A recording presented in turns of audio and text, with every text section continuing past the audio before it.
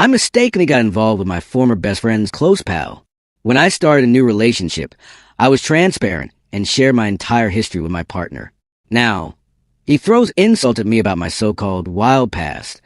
I'm a 26-year-old woman who dipped into my savings to buy my boyfriend, Tom, 27, a PS5 for his birthday yesterday. He knew he was getting the PS5 because he'd been clear from the moment the console was revealed that it was his ultimate desire. He talked about it endlessly. Every chat somehow looped back to the PS5. From the games he couldn't wait to dive into the features he was eager to explore. To him, this wasn't just a gift. It was a lifelong dream. We'd been together for 4 years, so the cost wasn't an issue. I saved for months, carefully setting aside portions of my salary, all to witness the pure happiness on his face when he opened it. That was until I learned what he truly thinks of me. Here's some context. When I was 18, I got involved with Ryan, someone I connected with online. Ryan was charismatic, witty, and we hit it off instantly. Our online conversations soon turned into late-night calls, and we eventually met in person. Those 3 months with Ryan were thrilling and full of adventure, but our connection faded as fast as it sparked. We realized we wanted different paths, and parted ways amicably. Not long after, I started seeing Ethan, a co-worker. Ethan was unlike Ryan, more stable, more down-to-earth. We began as friends, connecting over work projects and office banter. One thing led to another, and we were soon dating. It felt steady and comforting, like a perfect fit for a while. But a few months in, I discovered that Ryan and Ethan were actually lifelong friends. They grew up together, shared countless memories, and were practically brothers. I hadn't known Ryan long enough to meet his circle, so I was completely unaware. The revelation hit me like a ton of bricks. I felt guilty, mortified, and a little cheated by fate for landing me in such a messy situation.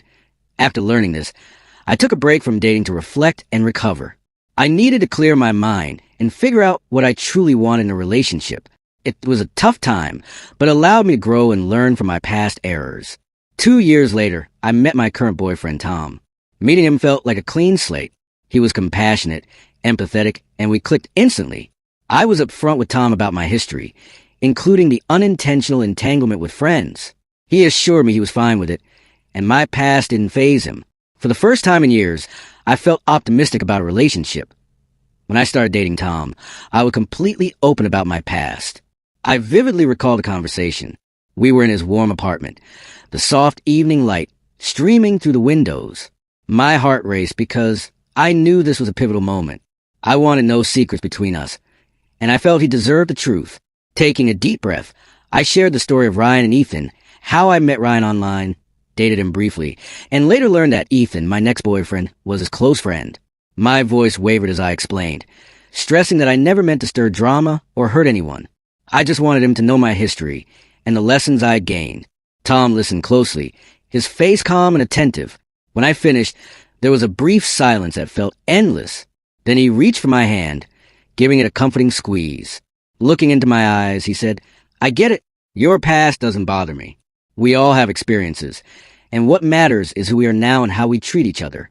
His words soothed my anxious heart. I felt relief and gratitude wash over me. In that moment, I believed Tom truly accepted me, flaws and all. It made me feel safe and cherished, strengthening my commitment to our future. But last night at his party, it all felt like a deception. I'd been planning the surprise for weeks, picturing Tom's reaction when he saw the PS5. I wrapped it in his favorite color, with a shiny bow. When I arrived at the party, Tom and his friends were already in high spirits, the room alive with laughter and chatter. As I walked in with the PS5, I felt a mix of excitement and nerves. The moment they spotted it, the room exploded. Tom and his friends cheered wildly, their faces glowing with delight. Tom's eyes widened, and he let out a shout, rushing to grab the box. His friends crowded around, patting his back and cheering. For a fleeting moment, I felt proud and joyful, thinking I'd made his birthday unforgettable. Then Tom's close female friend Sarah laughed and said, "I wish I was a floozy so I could afford a PS5. Her words hit me like a slap. The room seemed to go quiet, the joy replaced by a sharp, icy tension. I stared at her, stunned, my mind scrambling to process her words. My heart pounded with a mix of shock and fury. Sarah's comment wasn't just a jest. It was a cruel, intentional jab. She stood there with a smug grin, clearly relishing my discomfort. The boldness of her insult left me speechless. When I found my voice, I asked, "What did you just say?" My tone laced with disbelief and rising anger. Instead of apologizing, Sarah shrugged and muttered, "Forget it," before turning away as if nothing happened. Her dismissal was infuriating, as if my feelings were irrelevant. I felt the room's eyes on me, and the happiness from moments before now felt tarnished. I confronted Tom, a mix of hurt and anger surging inside me. I pulled him aside, away from the party's noise, and asked, "Why would Sarah say something like that?" He looked at me, his expression casual, almost indifferent, and said, "She's just teasing. Can't you take a joke?" His response made my blood boil. It was as if he was blind to the sting of Sarah's words. Or worse, he didn't care. "A joke?" I repeated, my voice trembling. Why is she calling me names at all? I pressed, needing to understand why his friend felt bold enough to insult me so casually. He sighed, as if I was overreacting, and said, "Well, everyone knows you were a bit wild before we met." His words hit like a punch. My heart sank as the truth dawned. This wasn't just Sarah's cruel remark. It reflected something he believed too. I asked him to explain how I was wild, and he said, "Messing around with best friends." His words cut deep, reopening old wounds.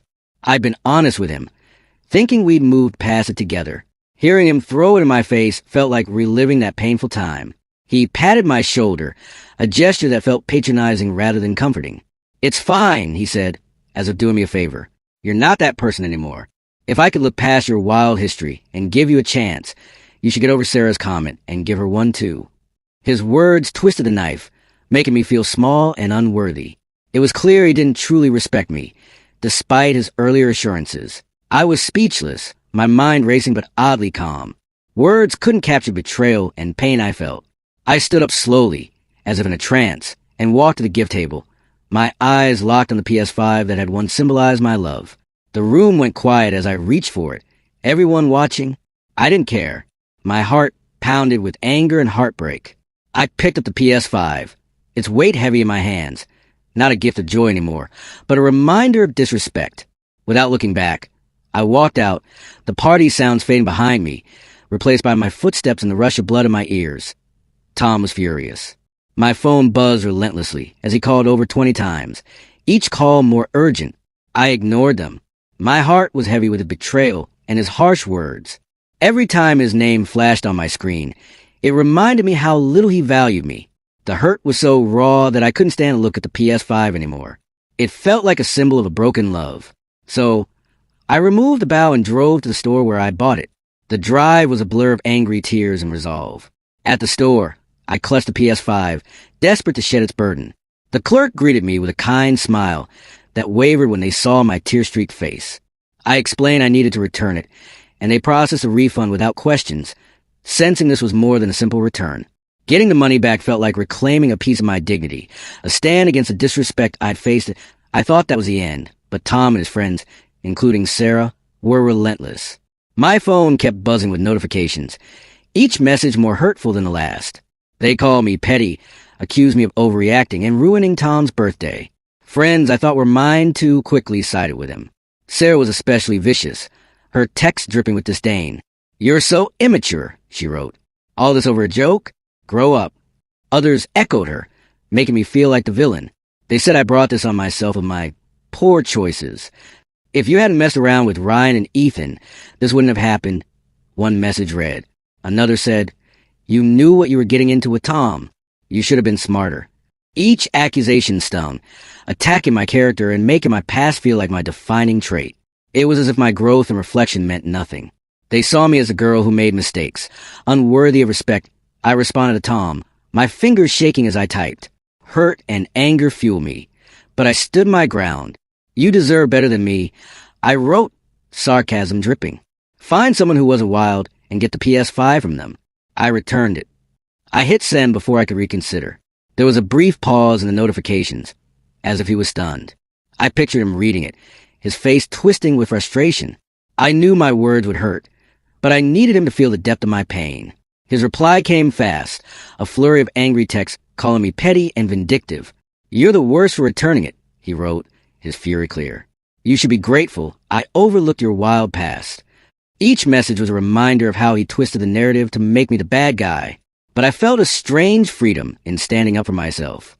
Returning the PS5 was more than defiance. It was a statement that I wouldn't let his judgment define me. It was my way of saying I deserved better.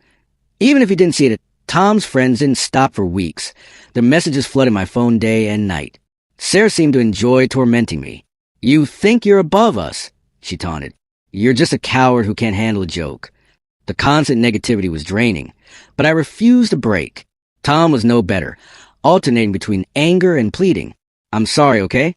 Come back and we'll talk," he'd say, only to follow with, "You're acting like a kid. Stop being so dramatic." His attempts to manipulate me only solidified my resolve. Finally, I knew I had to end it with Tom for good. I called him, my voice steady despite the storm inside. "Tom, this isn't working," I said firmly. "I'm done with you and your friends. Don't contact me again. If you keep harassing me, I'll call the police. This stops now." There was a long pause. When he spoke, his voice was cold. "Fine, do what you want." He snapped, then hung up. The days after were emotional. But relief slowly replaced the dread. I realized standing up for myself was the first step to reclaiming my worth. Life began to improve. I surrounded myself with friends who genuinely cared, who valued and respected me. I focused on my career, hobbies, and things that brought me joy. The PS5 refund became a small celebration fund. I treated myself to a spa day and a book I'd wanted for ages. In time, I saw the breakup as a blessing. I'd escaped a toxic situation and was grateful for the chance to start anew. The experience taught me about self-respect and the importance of being with someone who truly values me. I knew I deserved better and was determined not to settle. From this ordeal, I've learned valuable lessons I want to share. First, self-worth and boundaries are crucial. Recognize your value, and don't let anyone diminish it. Setting and enforcing boundaries is vital for your self-respect and emotional health. I realize I deserve respect, and it's okay to demand it. Honesty in relationships is essential, but it must come with mutual respect. If someone uses your honesty against you, it's a major red flag. Trust and respect are the bedrock of a healthy relationship. If a partner or their friends belittle you, it's a sign the relationship may not be supportive. Standing up for yourself is critical. Whether through confrontation or seeking help, it's necessary for your mental and emotional well-being. It's tough but worth it. A strong support system is invaluable. Friends and loved ones who care provide strength during tough times, reminding you of your worth. Growth often comes from hardship. Painful experiences teach you what you want and deserve, helping you make better choices. Finally, don't ignore red flags like disrespect or manipulation. Taking them seriously is crucial for your well-being. I hope my story highlights the importance of these lessons. You deserve respect and love. Don't settle for less. Some wholesome comments on this story.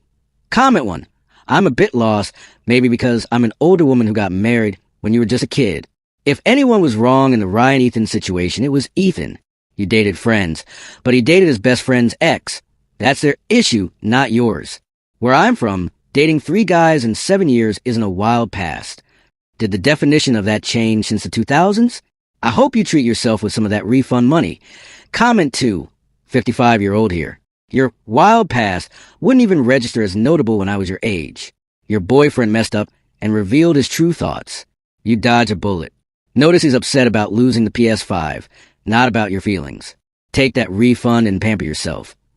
Comment 3. I'm glad there's no evidence of my wild teenage and 20s days in the 70s and 80s. Oh, the parties and antics. These kids have no clue what their grandma got up to. You keep shining. Comment 4. I admire how you stood your ground and didn't take their nonsense.